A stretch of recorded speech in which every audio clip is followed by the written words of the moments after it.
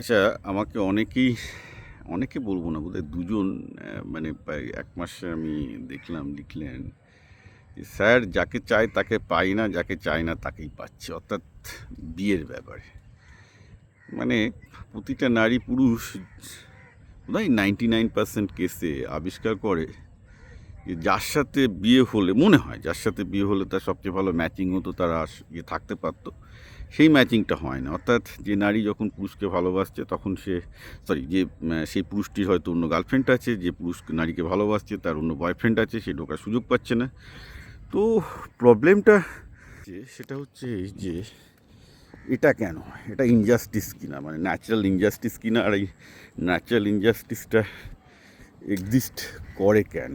অর্থাৎ let me be very clear যে এটা সম্ভবত প্রত্যেকটা পুরুষ বা নারীর মনে হয় যে তাদের আরও কারুর, মানে তারা জানতো যে তাদের এর সাথে বিয়ে হলে হয়তো ভালো হবে, তাদের মনে হতো, এখানে রিপিট দ্য ওয়ার্ড মনে হতো, কিন্তু বিয়ে হয়ে গেল অন্য একজনের সাথে।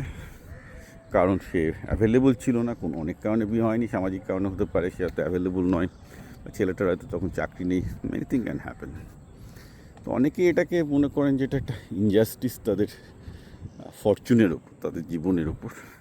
তো এটা কেন হচ্ছে, এটাও একটা মানে আমি ভাবছিলাম যে একটা গুরুত্বপূর্ণ ব্যাপার যেটা নিয়ে ডিসকাস করা দরকার। কারণ এটা নিয়ে যারা গেম থিওরি নিয়ে ম্যাথামেটিক্সে কাজ করে তারা অনেক কাজ করেছে। যে বিয়ের ক্ষেত্রে যেটা হয়, এই এর ক্ষেত্রে কী হচ্ছে, প্রত্যেকটা নারী পুরুষ তাদের নিজস্ব পছন্দ আছে। অর্থাৎ এক্সের, মানে মিস্টার এক্সকে মিসেস ওয়াইয়ের পছন্দ, কিন্তু মিসেস ওয়াইয়ের মিস্টার এক্সকে পছন্দ না, আবার ভাইস ভার্সা।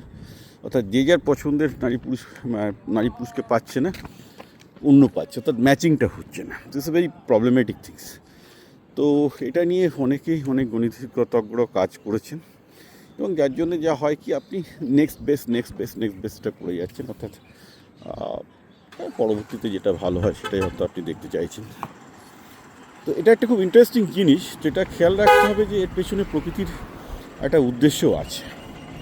প্রকৃতির উদ্দেশ্যটা হলো এই যে সোসাইটিতে আপনি যদি আপনার মনের মতো লোককে সবসময় পেয়ে যান, আপনার মধ্যে চাহিদার অপূর্ণতা থাকবে না। চাহিদার অপূর্ণতাটা থাকাটাও কিন্তু জীবনে খুব দরকার, এটা আমি পরবর্তীকালে টের পেয়েছি। আপনি যা চাইছেন তা পেয়ে গেলে then also the life is also equally boring, right?